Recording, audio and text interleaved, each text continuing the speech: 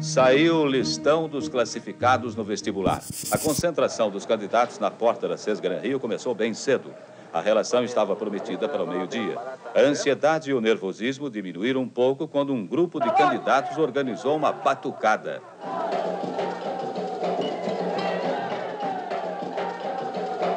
O resultado saiu às 5 horas e todos correram, principalmente os carros e as motocicletas, para levar a relação até os cursinhos.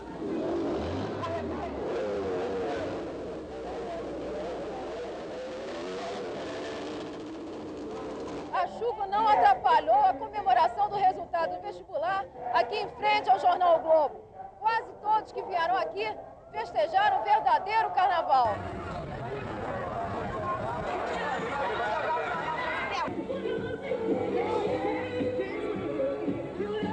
Não passou, não? Não. Você estudou? Pra que você fez? Educação física.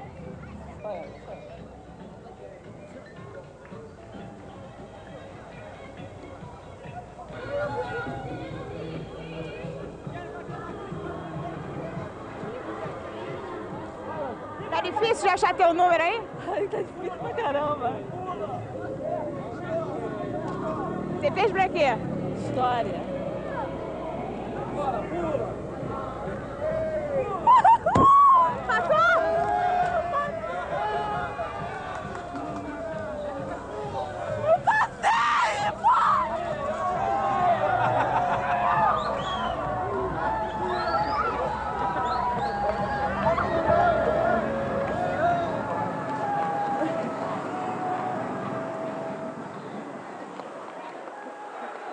E aí, vai comemorar onde?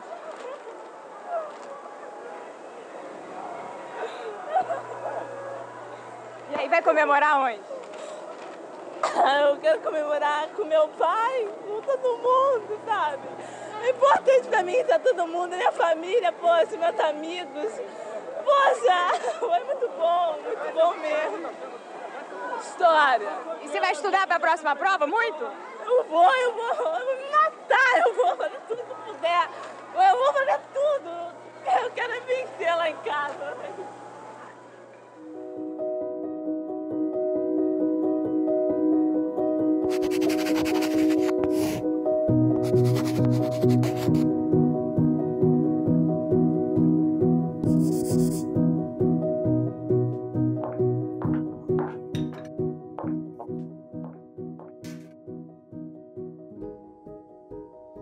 Tomar um cafezinho também?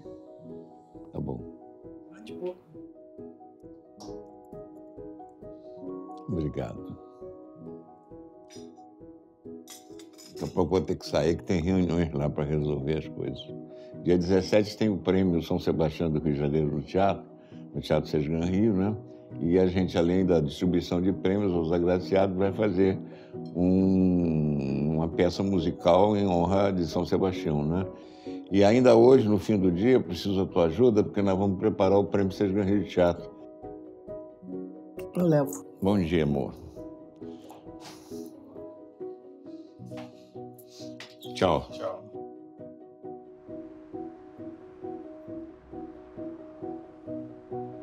Bom dia, tudo bem? Tudo bom e você?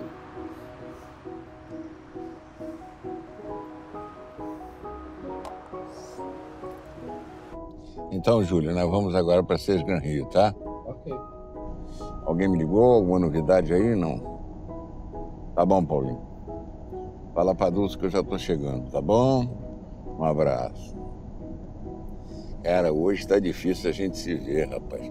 Imagina você que tem um maluco aí que tá querendo fazer um filme sobre a minha vida. Pode, cara. O que eu tenho de especial na vida pra ele filmar, rapaz? Mas ele encheu tanto meu saco que eu acabei concordando. Ele acha que é importante para os jovens ver como é que eu conseguia aí fazer as coisas na minha vida, né? Então, com essa argumentação, eu acabei concordando, tá bom?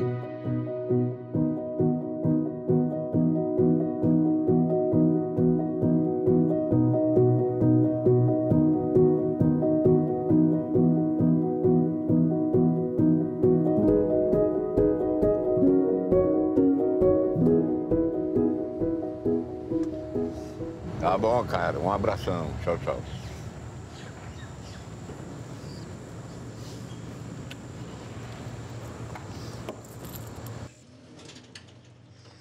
Oi. Bom dia, tudo bem? Tudo. Ele chega, tem sempre muita gente que precisa despachar com ele, então é sempre um dia muito intenso, que às vezes as 8, 9 horas de trabalho não são suficientes. Eu tenho alguns contratos que são urgentes para o senhor assinar, que são aqueles do cultural. Tá, eu vou assinar lá na sala Tá, de reunião, melhor, né? Ele é uma locomotiva. Eu costumo brincar que o professor é uma pessoa avant-garde. Ele enxerga na frente e acompanhar a vivacidade, a competência e a inteligência dele não é fácil. Eu costumo brincar com ele que quando eu crescer, eu quero ser igualzinho a ele, porque ele não se cansa. Às vezes eu estou muito mais cansada do que ele. Acabando aqui. Isso tudo já passou pela chancela do jurídico, tá, professor? Tá bom. O pessoal do concurso chegou, posso chamar, professor? Pode. Eu acho que 3 coisas são importantes quando você quer empreender. A primeira coisa é você ter um bom projeto na mão. E um bom projeto exige uma boa equipe. Isso eu consegui desde o início, né? E são pessoas que, ao longo do tempo, foram se tornando amigos, né? Somos uma família de mãos dadas, todos com um único objetivo, que são os objetivos da Fundação Sejam Rio. E a Fundação entendendo os problemas particulares de cada um. A pessoa só pode ser eficaz se está livre de problemas. A segunda foi ter excelência técnica, quer dizer, a gente buscar tecnologias, criar processos, etc. Qual foi a resposta do Enem sobre do INEP sobre aquele Enem digital pré-teste? Eu gostaram muito, professor. A terceira depende um pouco de liderança, sim, né? Eu sou despido de qualquer vaidade. Eu até hoje me visto tranquilamente de preto todos os dias para disfarçar a minha barriga. A minha vaidade é a instituição Sejam Rio. E tenho com todos os funcionários, desde os meus diretores, os meus gerentes, até os meus boys e até os seguranças da casa, o pessoal que faz limpeza, a mesma relação. Isso traz ao funcionário, ao responsável pelos setores da casa, uma certa garantia de que pode trabalhar, que vai ser reconhecido. Então, essas 3 coisas juntas, acho que fizeram o sucesso da Fundação Sejam Rio. E um pouco de audácia. Quer dizer, isso eu sempre fui. Minha mulher diz, eu acho muita graça, a mamãe também dizia, né, que eu tenho meu nariz um pouco em pé. Quer dizer, eu topo as coisas, né?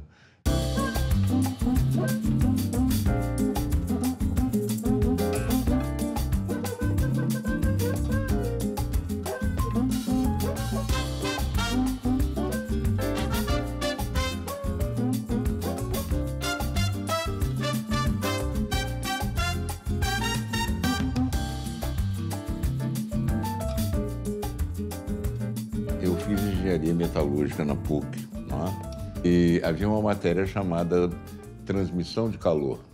Eu fui um dos mais bem aquinhoados com notas nessa matéria. Desde estudante se destacava pela capacidade de improviso, pelo ineditismo, pela criatividade. Quando terminou o ano, o professor então me convidou: você não quer ser meu assistente aqui na PUC, etc. Eu disse: olha, eu tenho um emprego, né? Ele disse: não, você vem como professor horista. E esse professor então foi transferido como militar do Rio de Janeiro para outra cidade.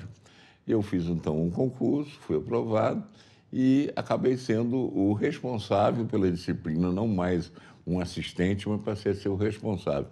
Eu tinha 22 anos, né? Terminamos a graduação juntos na PUC, em 1964.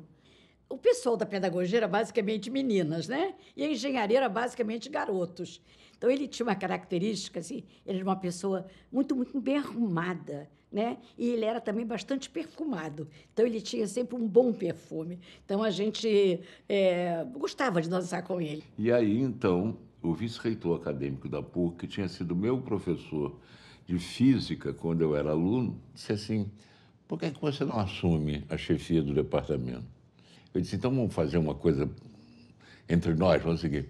Eu dou um tempo parcial. Eu dou metade do meu tempo à PUC e metade eu continuo no meu emprego. Então, uma das missões era representar a PUC, a Escola Politécnica da PUC, na CIS, que era a Comissão Interescolar do Concurso de Habilitação às Escolas de Engenharia.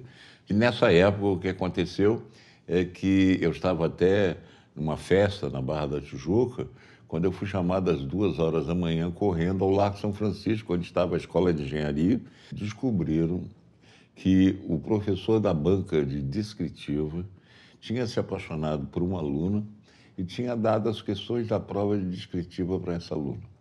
Varamos à noite, né? Naquele tempo se rodava provas em mimeógrafo a álcool, né? Quer dizer, e passamos a refazer a prova.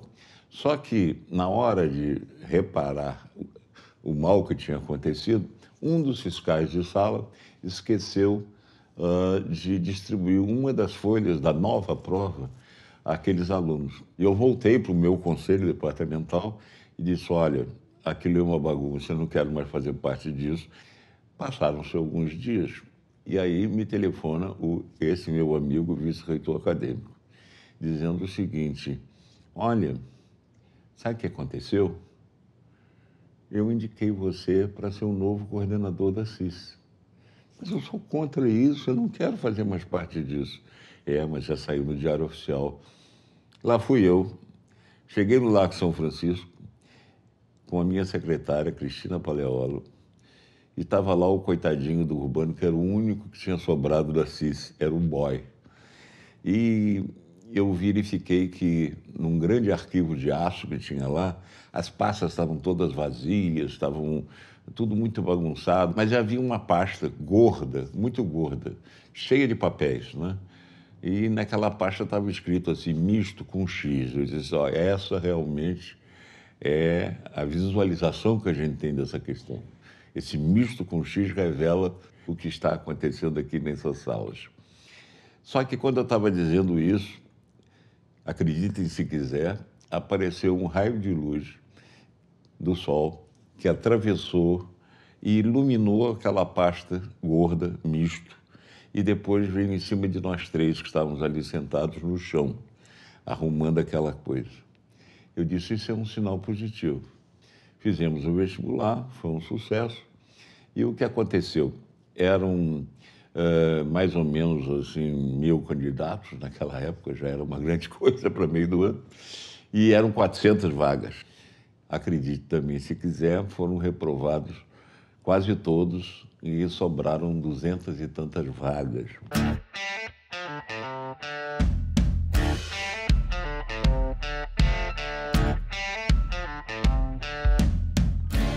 Então, naquele tempo, escrevia um sujeito que depois ficou muito meu amigo, Nelson Rodrigues. Ele fez uma caricatura minha como se fosse um vampiro estrangulando o pescoço de um vestibulando e fez uma frase dizendo, pela primeira vez, deu-se um cínico e deslavado milagre. As excedentes não foram os alunos, mas foram as vagas, né? Isso virou piada, né? Eu fiquei chateado, procurei o Dr. Roberto Marinho, que era muito meu amigo, e ele me botou com o Nelson Rodrigues, e em meia hora de papo, tomando café, nós dois fumávamos naquela época, ficávamos amigos pro resto da vida. Mas eu entendi que o vestibular não podia ser eliminatório, não podia ser desconsiderar aquilo que os alunos realmente tinham aprendido no ensino médio, naquele tempo chamado secundário, né? Mas tinha que ser diferente do que as universidades queriam, um nível muito mais alto do que exigia a presença dos cursinhos, né? Nós fomos convidados, a PUC do Rio de Janeiro, para um debate com o criador da reforma universitária no Brasil. Um homem, um educador famoso, né? Considerado como um homem difícil de relacionamento, chamado Newton Sucupira.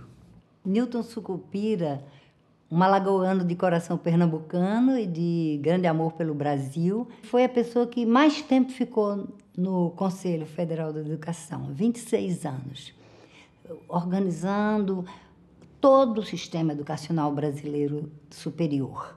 E eu ousei discordar de algumas colocações que ele falava, e aí ele me deu uma reprimenda feia, né, de público, né, ainda dizer, por isso que a PUC não vai para frente, vocês não sabem fazer as coisas, etc. e tal. 2 ou 3 meses depois, para o meu susto, esse homem foi nomeado diretor do ensino superior do MEC, que era no Rio de Janeiro. E aí fomos à posse dele. O doutor Sucupira grita assim para o reitor que estava na frente de mim: Padre reitor, eu quero roubar esse menino de você. Eles tiveram uma afinidade intelectual, afetiva, muito grande. E o Newton Sucupira reconheceu o brilhantismo do professor Carlos Alberto Serpa, a capacidade de trabalho, a inteligência. Aí que o padre reitor, também muito hábil, disse, não, faz o seguinte, você faz como você fazia com a metalurgia part-time. Você fica ajudando ele. Era fácil, porque o MEC era no Rio de Janeiro, né? E depois você continua sendo vice-reitor. Assim, eu fui vice-reitor com mais ou menos 1970, eu tinha 28 anos.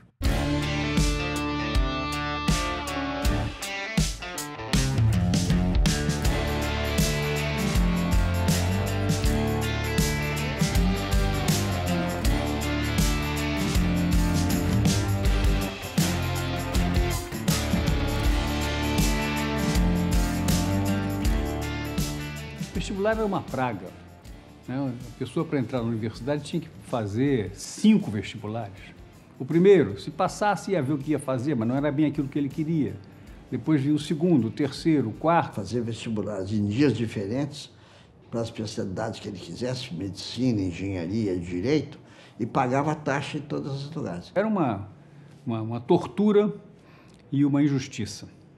Propus ao doutor Sucupira a criação da Comissão Nacional do Vestibular Unificado, baseado na experiência da CIS, que eu tinha já no Rio de Janeiro. Ele me nomeou presidente, né? E nós conseguimos construir um decreto que o presidente da República baixou, modificando o acesso ao ensino superior no Brasil. O vestibular deixava de ser eliminatório, passava a ser classificatório. Segundo, o nível tinha que ser de escolaridade do ensino médio, e não acima como as universidades queriam. E a terceira grande inovação é que ele suscitava as experiências que existiam no Brasil a se consolidarem e daria como exemplo uma, em que o MEC colocaria todo o seu empenho. Aonde? No Rio de Janeiro. E fez um novo convênio entre todas as universidades, foram 12 na ocasião, entre públicas e privadas, para criar aquilo que chamou-se SESGRAN Rio, Centro de Seleção de Candidatos ao Ensino Superior do Grande Rio. Fizemos o primeiro vestibular unificado com adesão de 12 universidades, e não mais só para engenharia, mas para todos os cursos. 28 mil candidatos compareceram ao vestibular unificado do SESGRAN Rio, né? A adesão foi enorme, já no ano seguinte foram para 60 mil candidatos, e assim a coisa foi crescendo.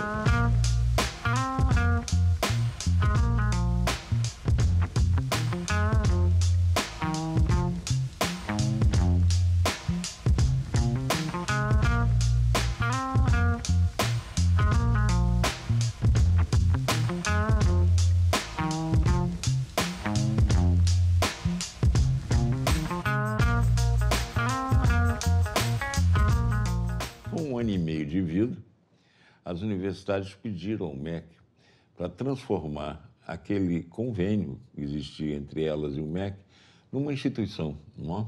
e que não fizesse apenas o vestibular, mas fizesse estudos sobre o vestibular, sobre a melhoria da qualidade de ensino, sobre a influência do ensino superior sobre o ensino médio e vice-versa. Então, as universidades queriam uma instituição privada. O MEC acenava para uma instituição pública, uma fundação de direito público. Nunca lhe passou pela cabeça por que é fundação? A resposta é essa. Ninguém manda numa fundação.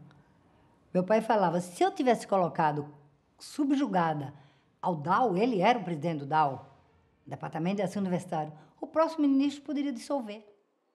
E o ministro, que era o ministro Jabas Passarinho, veio pessoalmente ao Rio de Janeiro, no Cosme Velho, criar a Fundação Sesgran Rio no dia 4 de janeiro de 1973.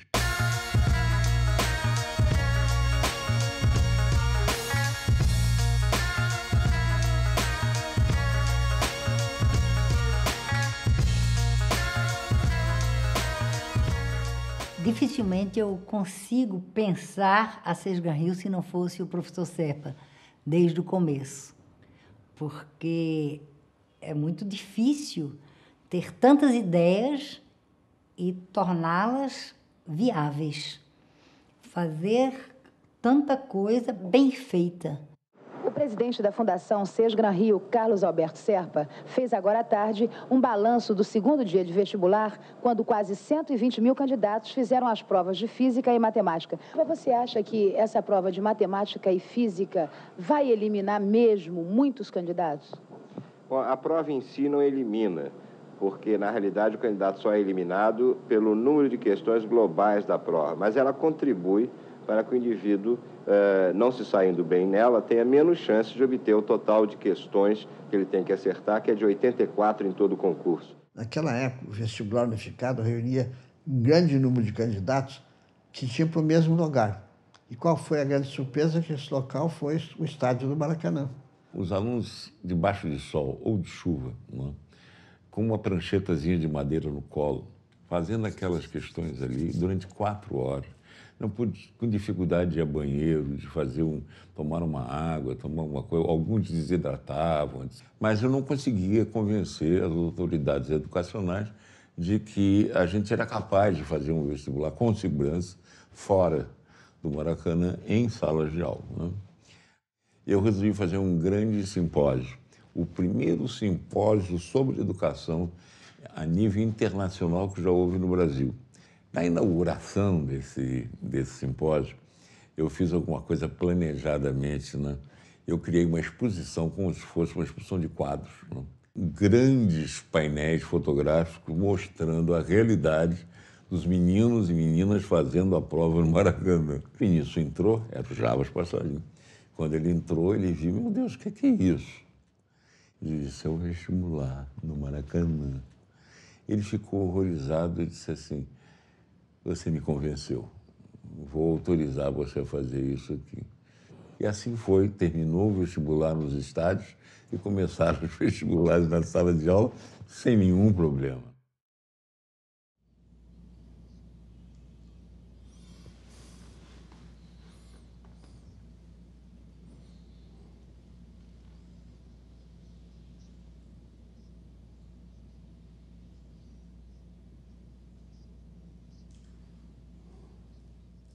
Hoje nós vamos conversar com o primeiro colocado no vestibular do Sesgran Rio. Luiz Eduardo Gani Rubião tem 18 anos e vai fazer o curso de engenharia. Ele vem enfrentando as bancas examinadoras desde dezembro. No ano passado, ele se dedicou completamente aos estudos, sobrando tempo só para um futebol aos domingos. Luiz, a primeira pergunta que eu vou te fazer é uma coisa que nós todos ficamos conversando na redação antes de você chegar. Puxa, mas coitadinho do Luiz, será que o Luiz não fez nada esse ano mesmo? Como é que é essa escolha para um cara que tem 18 anos? A pessoa precisa estar bastante decidida, né? Porque, afinal de contas, é um negócio puxado. Você fica estudando a semana inteira, né? E só sobra o domingo para você fazer alguma coisinha, né? Você tem que estar realmente decidido, porque senão, no meio do ano, o negócio pesa e você começa a desistir. Eu acho que fala-se muito, assim, numa crise de ensino universitário, né? Que não vale a pena, não é o caminho certo para você ter sucesso assim, na vida profissional, mas eu acho que a falha está justamente no primeiro e no segundo grau. porque eu acho que eles estão descuidando demais. Então o aluno não recebe a base necessária. Ele não se prepara como deveria nessas séries que são as básicas, né? Principalmente o primeiro grau. E acaba não tendo aquela base necessária para a vida profissional dele.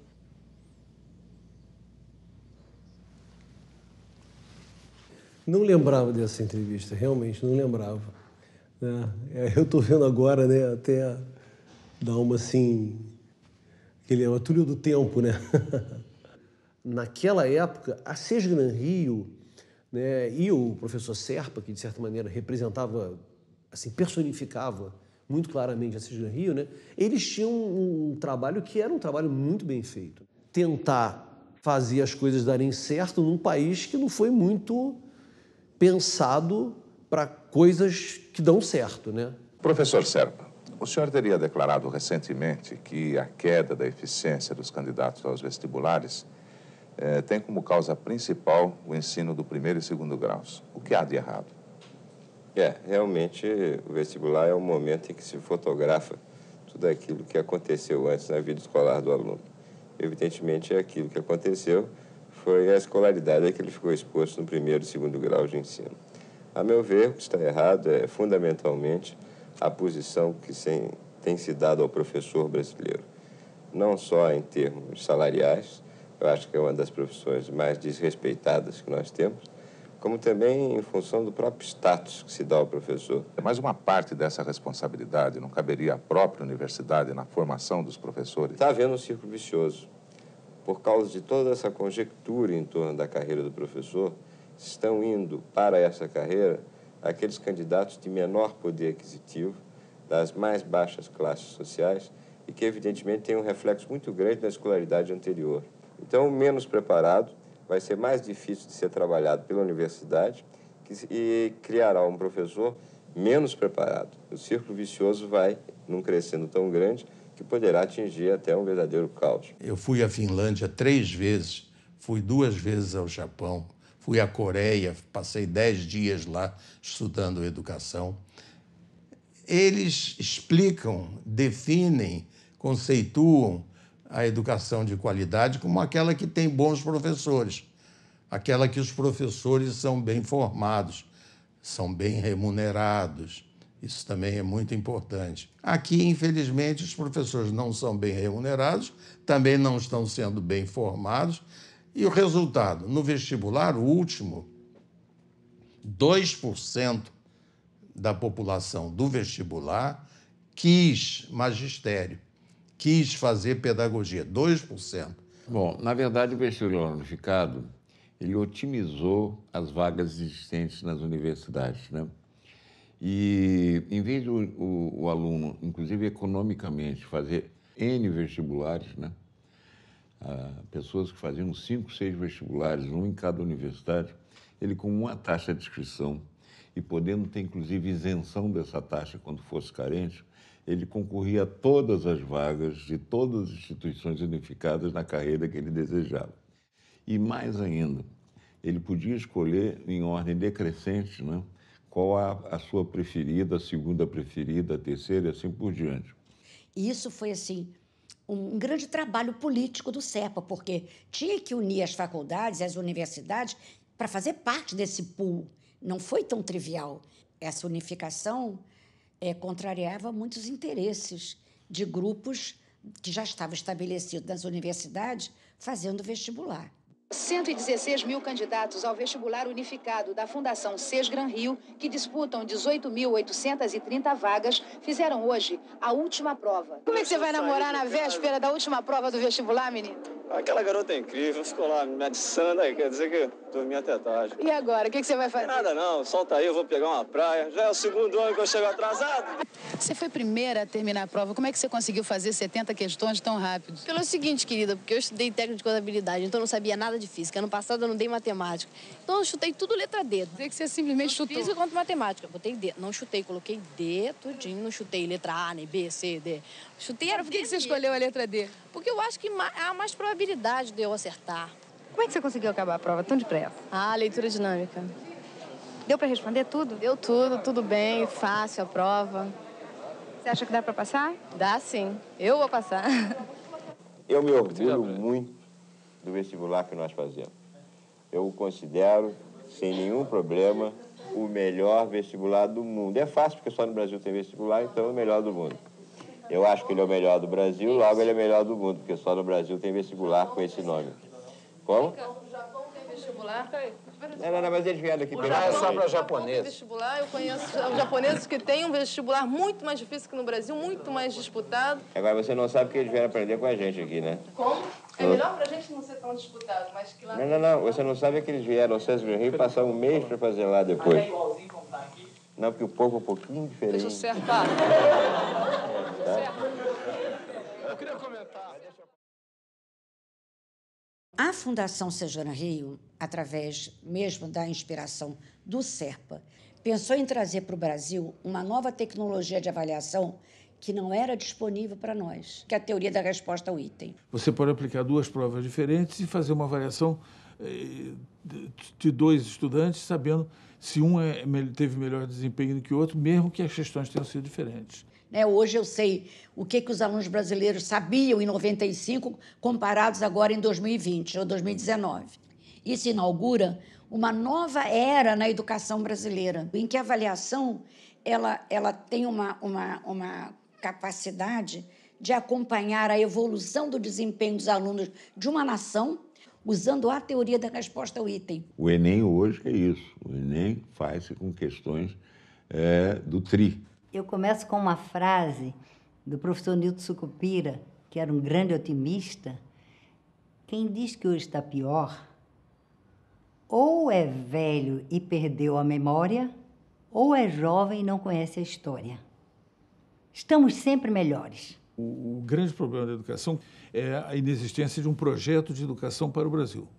Se nós considerarmos que a educação é a maior das nossas prioridades, então nós não estamos tratando devidamente desse importante fator de desenvolvimento econômico e social. O problema do Brasil é a desigualdade. O problema do Brasil é a pobreza.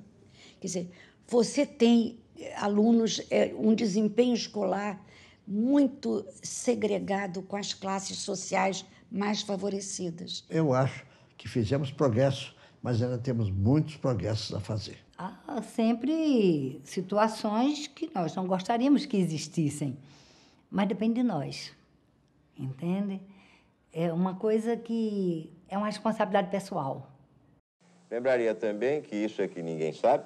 A Sesgran Rio não é uma instituição que se dedica apenas a fazer concurso vestibular. Ela acredita que o vestibular é uma espécie de um único retrato que se tira da educação nacional, pelo menos a nível de Rio de Janeiro. É o maior banco de dados que existe em educação nesse país, infelizmente mal consultado ainda. É o maior repositório de pesquisas educacionais que existe no país. É a mais acreditada agência educacional do país no exterior. Ela é uma instituição que está fazendo a reforma do ensino português.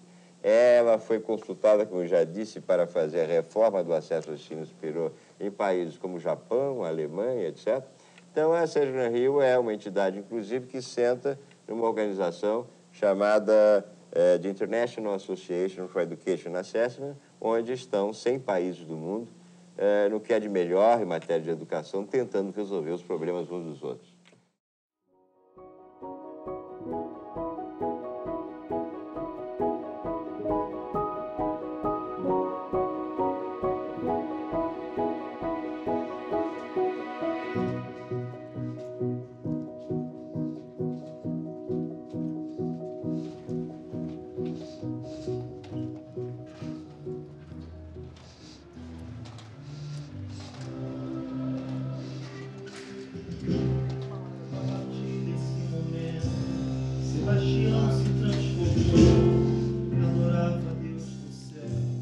E vocês, então, ficam bem quer dizer, focados na tirada de flechas para o São Sebastião, tá bom?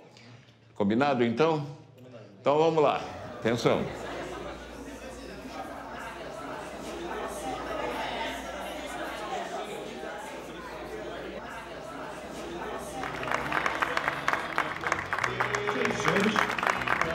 É importante divulgar a atuação cultural de uma instituição sem fins lucrativos que acredita que não há educação sem cultura.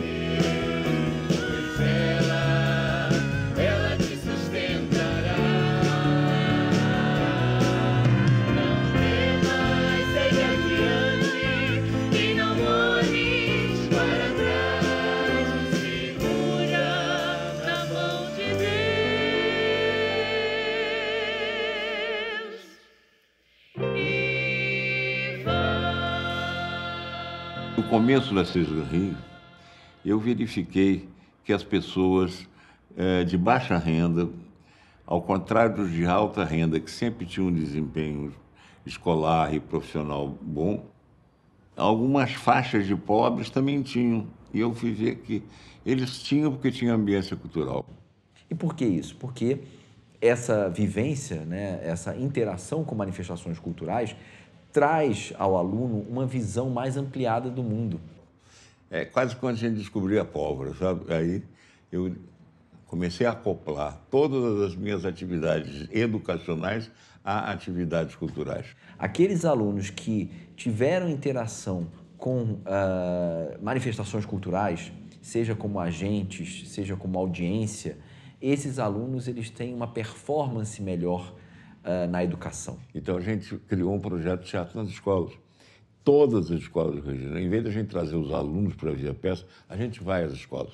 A gente faz 3 encenações por dia.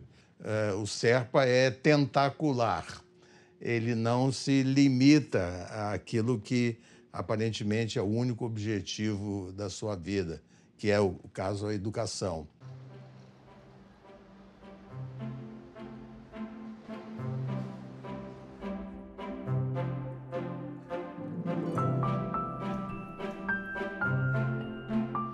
Bom, a ideia do prêmio de dança eu acho que surgiu do professor, claro, porque as ideias todas surgem daquela mente brilhante. Ele é um homem que instiga e dá possibilidades de formação e de trabalho. Isso é que eu acho que é fantástico. É um prêmio pioneiro e ele veio exatamente para incentivar e para dar um pouco de vida, estímulo e respeito à dança. Bom, ele entende perfeitamente, professor Serpa, no caso da literatura, que a língua é essencial para a expressão brasileira. A língua é o repertório dos sentimentos, é o repertório de tudo que nós somos. O professor Serpa é um renascentista. Eu acho que ninguém lhe disse isso, digo eu agora com muito prazer. Ele faz a colagem dos conhecimentos humanos, né? Ele faz ele dá uma nova visão da anatomia moral e cultural do ser humano. Antiguidades, artes plásticas, né? Música, etc., sempre foi a minha paixão. Fui um grande bailarino. Aliás, eu ainda sou até hoje, né? Mesmo mercê da minha barriguinha, eu ainda sou um bom dançante, né? Um bom bailarino, né? Então, esse conjunto de atividades sempre fizeram de mim uma pessoa apaixonada pela cultura, né? Ele é um homem que sabe conjugar o verbo fazer. Ele pensa, aprova, resolve fazer, faz, e na data que ele disse, a coisa acontece.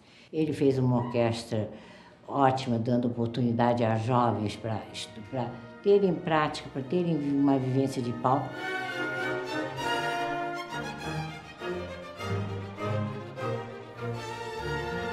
Já na área do audiovisual, o primeiro filme que fizemos foi sobre a vida de Jesus. Nenhum exemplo maior, né, do que um homem precisa fazer na vida para ser feliz e para atingir os objetivos da sua própria criação, senão aquele que Jesus nos deu.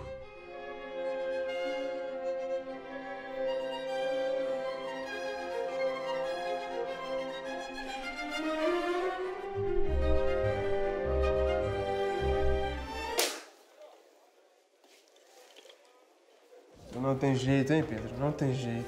Todos os outros países valorizam muito os seus vultos históricos, né? E o Brasil não valoriza muito. A gente resolveu fazer uma história do Brasil, não é? Desde a chegada de Dom João VI ao Brasil, fugindo das tropas napoleônicas em Portugal, até o retorno de Dom Pedro I para ser rei de Portugal, deixando aqui o seu filho menino, Dom Pedro II. Então, isso completa a atividade cultural da Sesgran Rio e faz com que a gente perpasse de ponta a ponta, né, todas as possibilidades de fazer cultura em nosso país. Ele é uma pessoa que ama o teatro. Ele construiu no teatro, quando tantos estão fechando.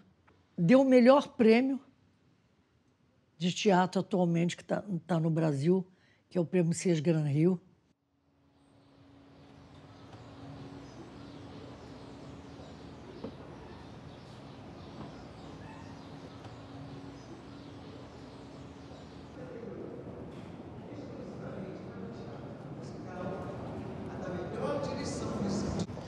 desejar inspiração a todos vocês para que realmente façamos um belo prêmio César Gran Rio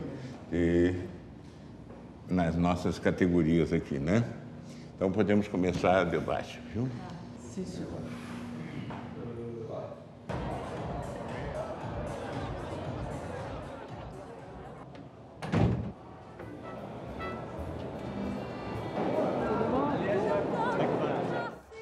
Quem chega a ganhar um prêmio desse tamanho tem reconhecido a sua obstinação, o seu dia a dia na luta. Eu acho que o prêmio ele começa de uma maneira muito modesta.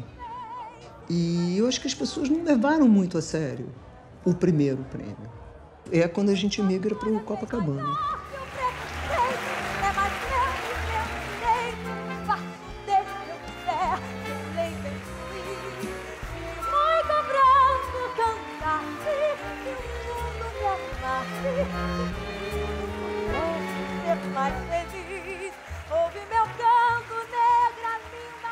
Indicações as mais diversas possíveis.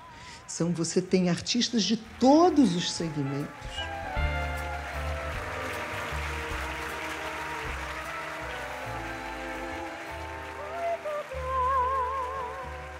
São momentos que a gente não esquece. E eu agradeço isso a César Gran Rio, agradeço ao professor Serpa. Que mistério é esse, Jesus? Por que não temos mais gente como ele? Por que não temos mais empreendedores? Porque o brasileiro, que poderia, é tão ausente do mundo cultural. Cor da madrugada,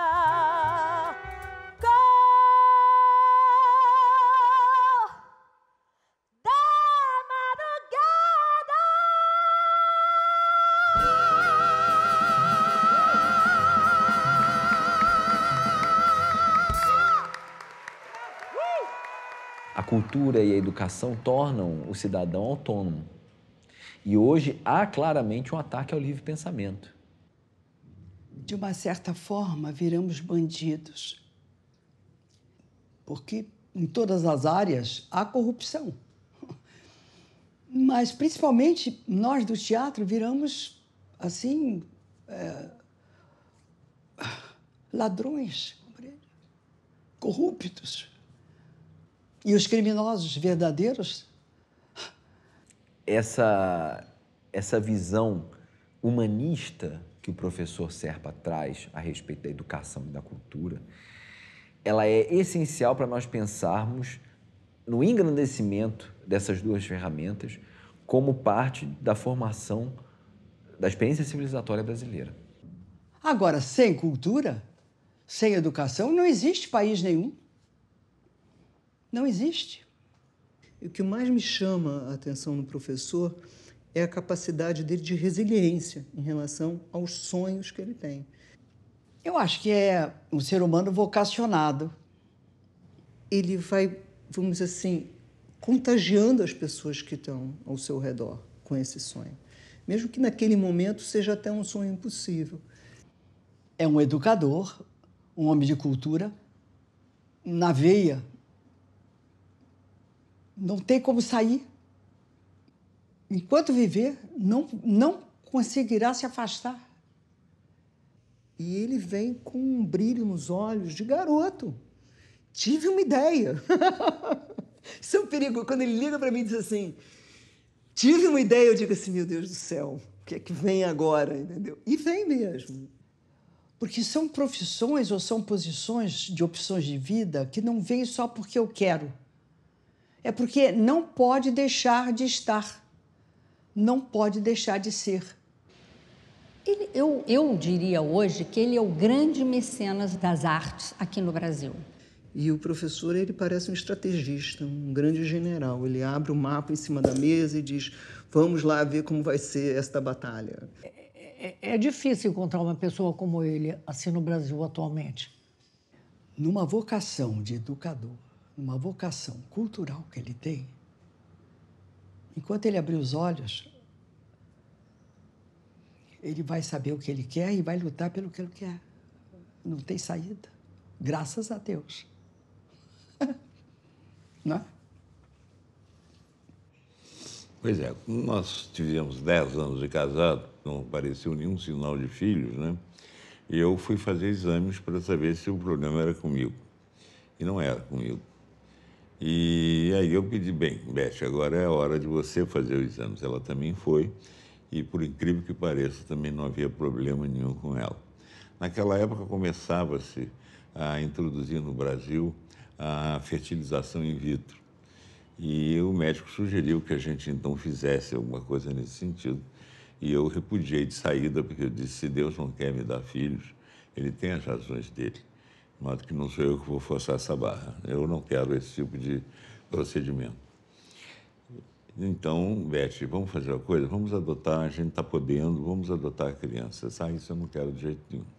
Então, vamos fazer uma coisa? Vamos abraçar as crianças e os jovens que a gente puder ao longo da nossa vida. Não vai vir filhos, então nós vamos buscar os filhos. E vamos dar o que poderíamos dar aos nossos filhos verdadeiros, né? Vamos dar a esses que vão se tornar nossos filhos ao longo da vida, né? A troca de um jovem com uma pessoa mais velha é uma coisa muito importante para o crescimento de quem é mais jovem, né? E ele faz passar para a gente que o nosso conhecimento para ele também é muito importante. Para minha carreira e até para minha vida pessoal, existia o antes professor Serpa e pós professor Serpa. Eu estava em crise na minha profissão. Eu estava num momento que eu não sabia mais se eu queria ser atriz, eu estava numa crise, porque viver de arte é uma coisa difícil pra caramba. Passei nos testes e no primeiro dia de oficina chegou ele, o presidente. Sentou, ele olhou para mim e falou, vem cá. Nunca tinha visto ele na vida. Não, vem cá. Como é que é seu nome? Eu digo, Thiago, você vai trabalhar comigo. Ele é responsável por muitas contas que eu já paguei na minha vida. É a primeira pessoa a me procurar e falar que eu não posso desistir, que eu não posso parar. Ai, gente. Querer sempre mais e te incentivar e você achar que não consegue e ele te mostra que você é capaz disso. Eu não sou do Rio. E ele me acolheu como filha. Eu sabia que isso ia acontecer. E eu comecei a perder um pouco dos meus traumas também de não acreditar e confiar. Pô, apareceu um cara aqui, ele é um cara tão importante e cuida tanto das pessoas, sabe? Consegue ter tempo para cuidar de cada um. Olha quantos filhos ele tem, quantas pessoas ele ajuda. Que eu acho que onde a gente mais aprende é trabalhando, é fazendo. E isso ele me deu inúmeras oportunidades e continua me proporcionando, graças a Deus. E sempre foi assim, sempre foi o maior apoiador, o maior incentivador. De vez em quando vem uns esporros aí, né? Vem umas coisas que... Mas como eu aprendi com esses esporros, como eu aprendi na vida, como eu cresci, como eu evoluí. Toda vez que ele sobe no palco, ou que ele pega um microfone, ou que ele simplesmente resolve falar, o quanto ele acredita na cultura, o quanto ele acredita que nós, jovens, podemos mudar o mundo com a cultura, é emocionante. É muito verdadeiro e é lindo de ver, porque é uma pessoa que realmente acredita nisso. E isso faz a gente acreditar também que, de fato, a gente pode mudar o mundo com a cultura. Existem milhares de professores no nosso país e milhares de matérias e milhares de formas de estudos. Mas o professor virou o professor da vida. É que a criança dele tá muito latente. Ele é mais jovem do que a gente. Sim. O que nos une, o que nos faz felizes é que o sentimento deles para conosco, de nós para com eles, é de mãe e filho, pai e filho, né? Então é assim que a gente resolveu o problema da falta de filhos. Eu uso como referência de um pai, uma pessoa que segura na minha mão e vai me guiando. Eu sou ator, produtor e filho do professor. Ele me adotou como um filho. Obrigado, professor, por tudo. Obrigada. A gente te ama. pela presença dele na minha vida. Só tenho a agradecer. Só tenho a agradecer. É bonita, é bonita e é bonita. Obrigado, professor. Eu, quando tinha 6 meses de idade, eu fui condenado à morte pelo médico que estava me tratando. Não havia penicilina naquela época e eu tinha uma coisa que chamava-se catarro sufocante. A minha mãe rezou a Nossa Senhora da Glória do Leiteiro e disse a ela que se eu me salvasse, ela faria 3 coisas como promessa. A primeira, eu seria consagrado e batizado, e a madrinha de batismo seria Nossa Senhora da Glória do Leiteiro. A segunda é que eu não teria festa de aniversário durante 6 anos. E o terceiro é que eu e ela faria o possível para me transformar numa pessoa que fosse não só católica, mas que procurasse distribuir aquilo que a gente possui ou até aquilo que a gente não possui, os que mais necessitam. 2 horas depois, o mesmo médico que me condenou à morte chegou a ela e disse: Dona Julieta, veja aqui o que eu estou escrevendo na receita. Disse assim: tratamento de recuperação. Aí minha mãe chorou muito, etc. E ele tem sempre manifestado um carinho muito grande com Nossa Senhora da Glória, onde foi batizado, tem uma ligação muito grande de fé. E ela me protege, ela me dá força, ela me faz realmente ter um destemor sobre tudo que aparece dificuldade na minha vida. O ser humano tem perguntas muito importantes. Qual o sentido da nossa vida aqui nesse mundo? De onde nós viemos, para onde nós vamos, como é que a vida apareceu, como que existe o cosmos. Tantas questões que mesmo a ciência, né, tem suas probabilidades, mas não tem uma resposta definitiva. E eu creio que um homem de fé, na cultura, na educação, no nosso país, na nossa cidade, tão necessitada dessa presença, faz a diferença muito grande poder viver de tal maneira que leve a fazer o bem. Bom, minha mãe foi a 22ª filha do mesmo casal. Ela tinha uma vocação artística e cultural muito grande, mas naquele tempo também as famílias não deixavam as pessoas exercer a profissão de artista, né? A minha mãe era uma grande pianista, concertista mesmo, mas só dava concertos em casa. O meu avô teve uma pneumonia que se transformou numa quase uma pré-tuberculose. E como a minha mãe era a única pessoa que não era casada dos filhos dele, ele chamou a minha mãe e entregou uma quantia em dinheiro dizendo: olha, isso aqui você é o seu dote. Minha mãe, com o dote que ele tinha dado, comprou 2 casas na rua Paulino Fernandes. Foi morar com a minha avó numa delas e alugou para ter receita a outra casa. Gostava de nadar, gostava de jogar vôlei, e ela foi fazer esses esportes no Fluminense. E quando nadava, ela verificou um guapo rapaz que também estava nadando na piscina. Aí se conheceram, chamava-se Mário Pinto de Oliveira, e começaram a namorar, ficaram noivos, né? E houve o casamento, foi no Hotel Glória, que era, na época, o que seria hoje o Copacabana Palace, né? Quando eu fiz 7 anos, meus pais se separaram, né? Amistosamente, quer dizer, não foi nada litigioso. Eu fui crescendo assim, sem pai, né? De vez em quando visitava o meu pai, né? O meu pai não era muito carinhoso, não é uma pessoa muito afetiva, né? Eu não era um filho paparicado, não, ao contrário, minha mãe era exigente. Que a dona Julieta prendia ele na mesa estudando até a hora dele ir para o colégio. Eu me lembro quando eu tinha 6 anos de idade, eu não queria estudar e ela queria que eu estudasse a tabuada. E ela perguntava: 2 vezes 3, eu dizia 0. 7 vezes 8, 0. 4 vezes 3, 0. Ela não teve dúvida, eu tinha quebrado a borracha de uma enceradeira lá de casa, e ela pegou a borracha e me deu uma surra nas pernas, até o momento que ela parou, né? E sentou-se como uma bela professora e disse: 3 vezes 7, 21, 4 vezes 7, 28, 8 vezes 3, 24. A tabuada ficou perfeita. Quer dizer, uma pequena surra resolveu um problema matemático. Quando ela falava Carlos Alberto, eu me lembro disso direitinho. Esse tó, ele podia saber que... E eu brincava de tudo, de príncipe, de rainha, de cowboy, Opalong Cassidy, são as coisas assim. Então era um negócio de criança que você tinha mais ou menos uma monarquia, né? Então você era rainha. Não, nem Eu sempre. era um duque, um barão, Eu acho que uma não coisa existia. assim, dessa do gênero, mas com certeza ele era sempre o imperador. Eu sempre era o chefe, né? Eles brincavam comigo e não tinha espaço para ninguém ser chefe, eu era o chefe sempre. Naquele tempo não havia brinquedos em praça pública, tipo escorrega, gangorra, esse tipo de coisa. Mas eu tinha esses brinquedos em casa porque ela me deu de presente. E aí eu levava para casa e me achava, né? Porque todas as crianças da praça queriam vir brincar nos meus brinquedos, né? E eu deixava.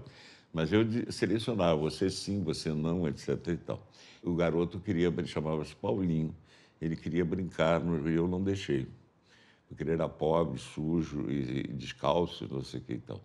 A minha babá chegou em casa e contou para minha mãe, olha, o Carlos Alberto fez uma coisa horrível, fez isso. A minha mãe imediatamente mandou chamar o menino na casa de cômodos, ir lá para casa e disse, agora você brinca quanto tempo você quiser. Eu fiquei emburrado, mas o emburramento durou apenas 5 minutos, porque lá estava eu brincando com o Paulinho, passou a ser o melhor amigo meu da praça, eu sou o Paulinho. Eu aprendi com ela que não há distinção entre as pessoas. E assim eu fui sendo criado por essa mãe fantástica, né? Ela era muito boa, muito caridosa, entendeu? Ajudava todo mundo. Era uma criatura muito boa. Tinha um coração maravilhoso.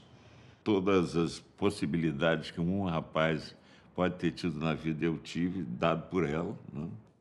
A vida era muito disciplinada, completamente diferente do que se leva hoje.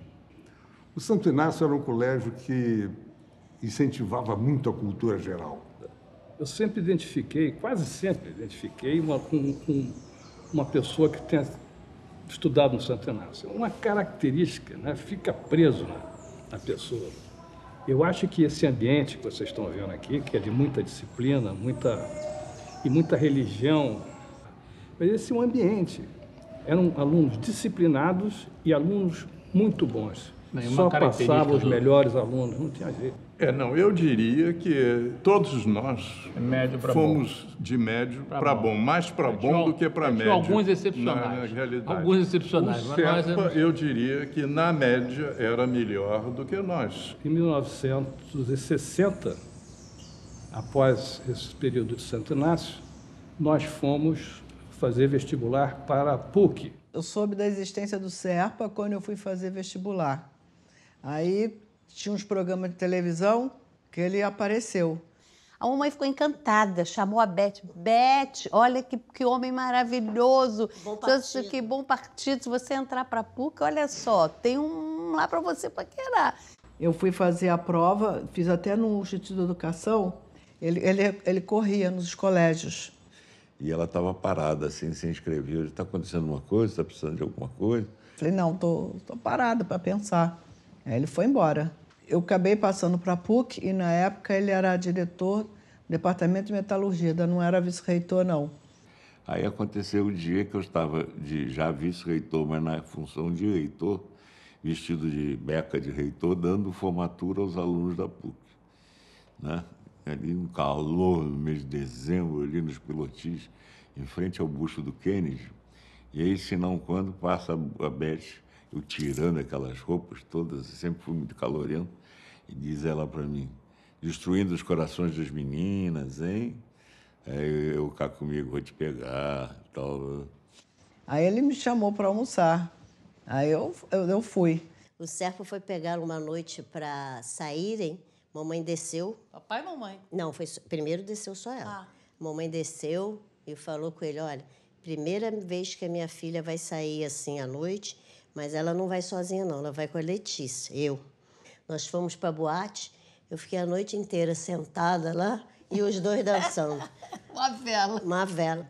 Mas foi um negócio assim complicado, foi meio coisa, porque o Serpa era terrível, terrível.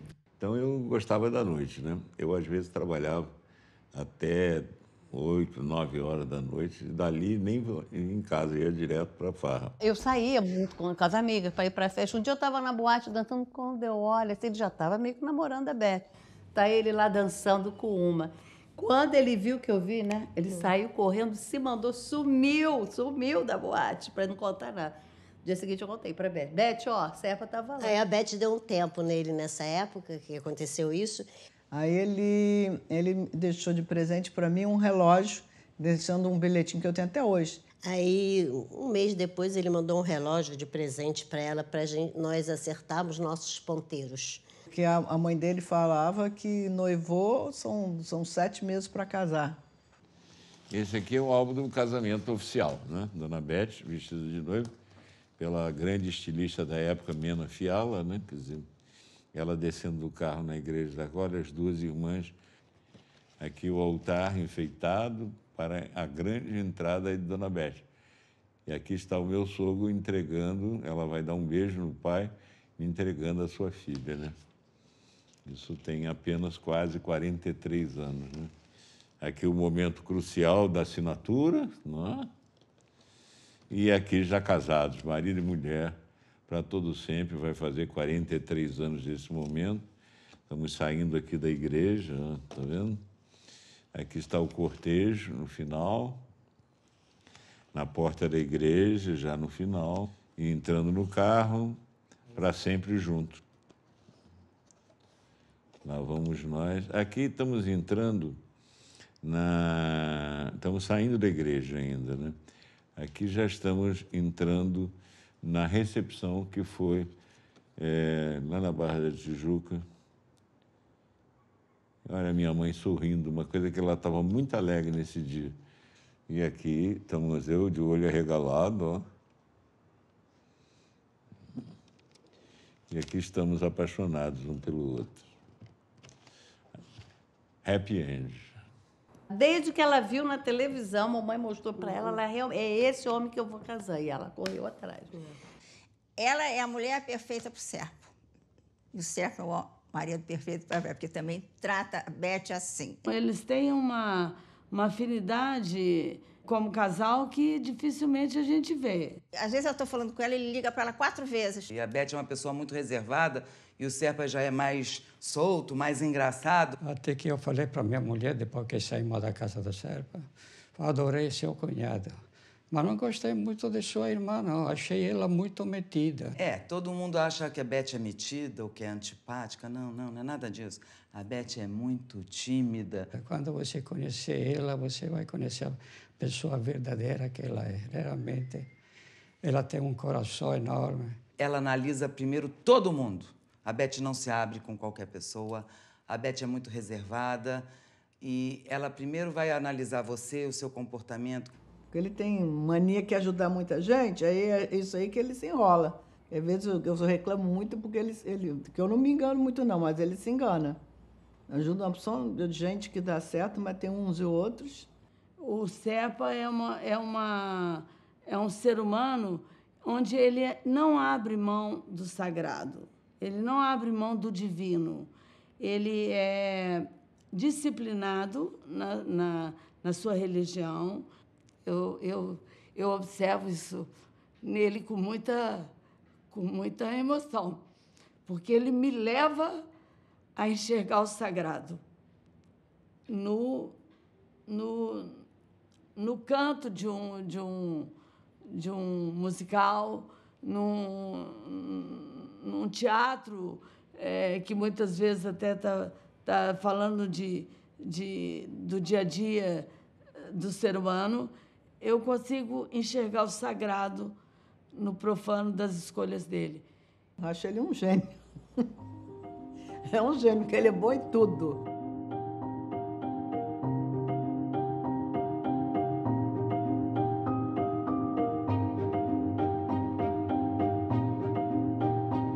A minha mãe, como eu disse, sempre ligada a muita cultura, etc. e tal. Um belo dia, ela conheceu a Casa de Cultura Judicial por causa da amizade dela com uma família muito tradicional do Rio de Janeiro, chamada família Seabra. Então, primeiro não estava à venda e quando começou a estar à venda estava muito caro. Uma mãe veio a falecer E eu me lembrei do prédio. Eu disse assim, quem sabe a gente não pede emprestado o prédio para fazer um leilão residencial dos objetos de arte que são menos sentimentais. Eu guardei alguns de característica mais sentimental. Eu fui lá e o prédio tinha sido vendido para um construtor. E esse construtor ia derrubar o prédio para fazer ali um edifício. E aí, desde que a vereadora Leila do Flamengo, em boa hora, tombou o prédio. E aí ele ficou com aquele mico na mão, né? Aí eu fiz o leilão foi extremamente bem sucedido, mas eu já tinha planos de fazer outras coisas com o dinheiro. Não quero comprar, o que tanto me convenceu que eu acabei adquirindo. No dia seguinte, eu levei um susto, o que eu vou fazer? O casarão estava muito delabré. Então a gente fez as obras e inauguramos a Casa de Cultura, em homenagem à minha mãe, no dia em que ela, se viva fosse, completaria 100 anos, né? No dia 22 de março de 2003. A casa tem hoje, portanto, um pouco mais de 15 anos.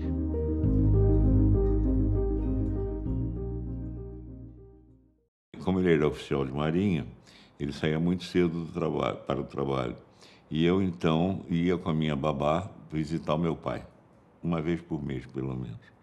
E eu ia, e ele abria aquela portiola de portas, antigamente existia, e virava para mim, o que você quer? Aquilo me impactava, porque o que eu quero? Eu quero te ver. Bom, passou-se o tempo, eu nunca mais vi meu pai, né? Quando eu me formei engenheiro pela PUC, ele me procurou e pediu para eu almoçar com ele no Clube Naval. Você hoje é quase engenheiro e o seu pai só tem você como herdeiro. Você podia vir trabalhar com seu pai.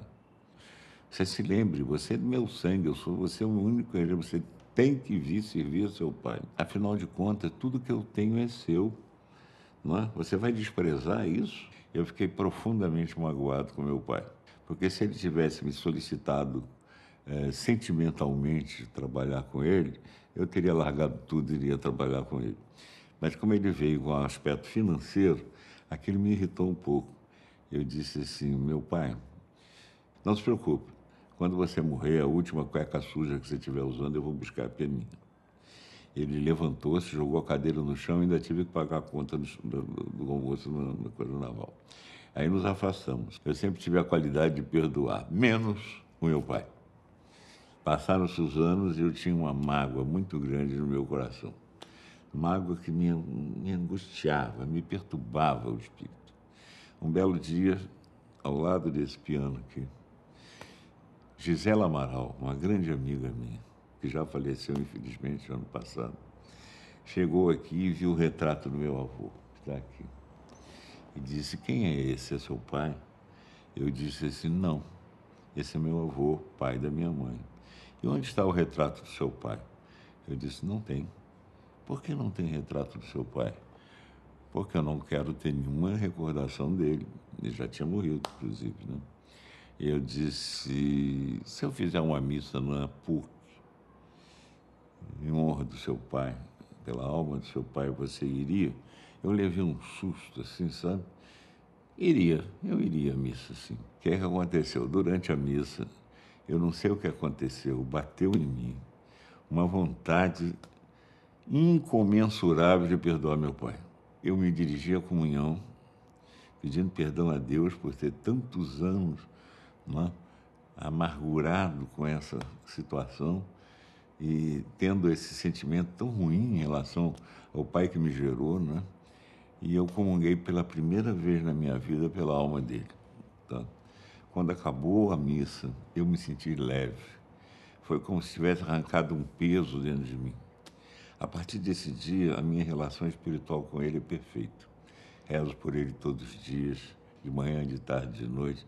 Cheguei em casa desse dia da missa, botei o retrato do meu pai aqui com a minha mãe. E a minha mãe, então, quase que eu imaginava, cantava essa música pensando num possível retorno de meu pai à casa, né? E essa música chama-se J'attendrai. Eu vou ousar cantar um pouquinho. J'attendrai les jours et la nuit, j'attendrai toujours ton retour. J'attendrai car l'oiseau qui s'enfuit vient chercher l'oubli dans son nid. Le temps passe.